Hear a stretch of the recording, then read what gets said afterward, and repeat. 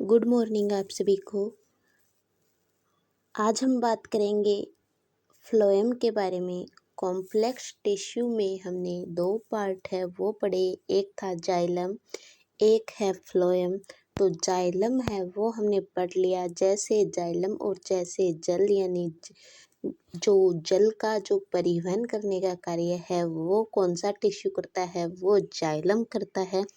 ये जो क्वेश्चन है वो हर एग्जाम में है, वो सबसे ज़्यादा इम्पोर्टेंट क्वेश्चन है। हर एग्जाम में लगभग ये क्वेश्चन पूछा गया है। और जो फ्लोएम होता है ये करता है, जो फ्लोएम के बारे में तो आज हम डिस्कस करने ही वाले हैं। वैसे ये एक छोटा सा जो इसका भाग है, जैसे जाइलम वैसे ही इसी प्रकार ये है। जाइलम जल का परिवहन करता है, उसी प्रकार ये है फ्लोएम। ये जो भोज्य पदार्थ है उनका परिवहन करने का कार्य है वो करता है फ्लोएम। तो आज हम बात करने वाले हैं फ्लोएम के बारे में, या फिर लेप्टोन है वो इसको कहते हैं। जो फ्लोएम वर्ड है वो देने वाले थे नगेली, और जो लेप्टोन वर्ड है वो दिया हेबरलैंड ने। फ्लोएम वर्ड किसने दिया? नगेली। जाइलम और फ्लोएम वर्ड देने वाले थे नगेली, जबकि हेबरलैंड ने वर्ड दिया लेप्टोम, और हेड्रोम वर्ड है वो देने वाले थे हेबरलैंड। पौधे के हरे भागों में निर्मित भोज्य पदार्थों को अन्य भागों तक पहुंचाने का कार्य है वो कौन करता है? वो करता है फ्लोएम। जैसे कि लीव्स है, लीव्स फिर स्टेम और फिर रूट, यानी लीव्स के अंदर फोटोसिंथेसिस की क्रिया होती है। क्यों होती है फोटोसिंथेसिस की क्रिया? क्योंकि इसमें क्लोरोफिल है वो प्रेजेंट होता है। फिर ट्रांसपोर्टेशन होता है, स्टेम तक फ्लोएम है वो पहुंचाता है। फिर स्टेम से फूड है वो रूट को पहुंचता है। फिर रूट में स्थित जो जल होता है वो जाइलम की सहायता से ये स्टेम में आता है, और स्टेम से जल और मिनरल्स है वो फ्लोएम की सहायता से वो लीव्स तक है वो जाते हैं। इस प्रकार जो जल और जो भोज्य पदार्थ है उनका परिवहन है वो होता रहता है। लीव्स में फोटोसिंथेसिस हुआ तो किसमें? स्टेम में गया फ्लोएम की सहायता से, और जब रूट के अंदर है फिर गया, और जो रूट में जो जल है वो जाइलम की सहायता से आया, और जल और मिनरल्स है वो लीव्स के अंदर फ्लोएम की सहायता से गए। इस प्रकार है वो होता रहता है। इसमें जाइलम व फ्लोएम का परिवहन प्लांट्स में।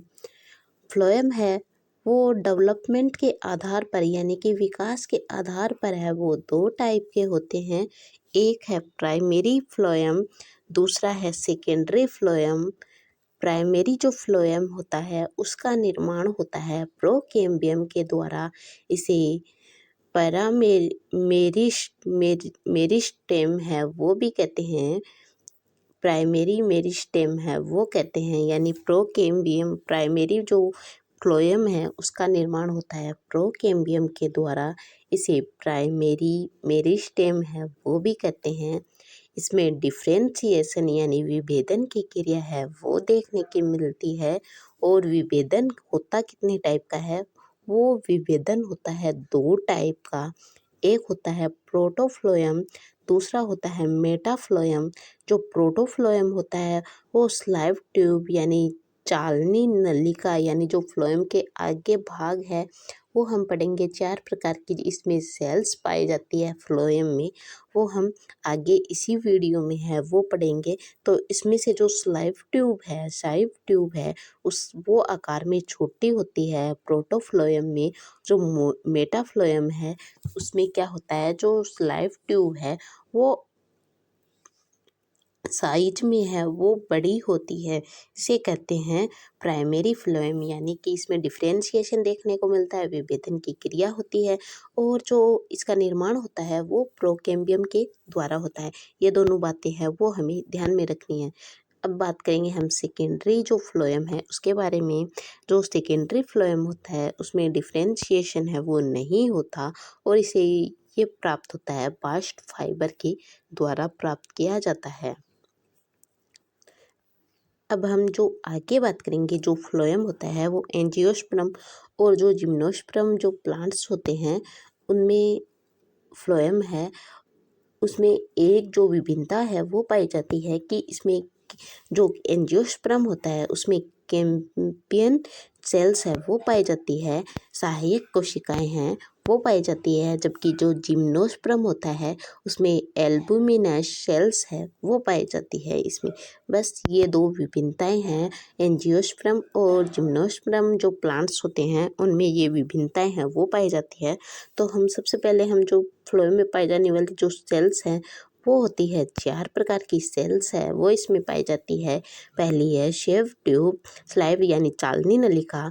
दूसरी जो एंजियोस्पर्म जो प्लांट्स है उसकी बात कर रहे हैं हम पहले, कि जो एंजियोस्पर्म प्लांट्स होते हैं उसमें 4 प्रकार की पाई जाती है। एक सेव ट्यूब, दूसरी कैम्पेनियन सेल्स, तीसरी फ्लोएम पेरेन्काइमा और चौथी होती है फ्लोएम फाइबर्स या इसे बास्ट फाइबर है वो भी कहते हैं।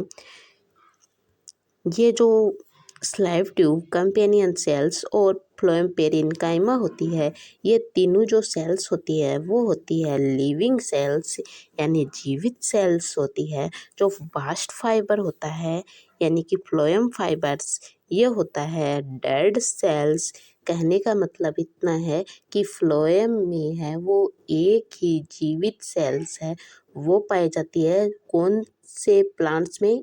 एंजियोस्पर्म प्लांट्स में एक ही सेल्स है वो डेड पाई जाती है। वो कौन सी सेल्स होती है? वो फ्लोएम फाइबर्स है, वो सेल्स होती है।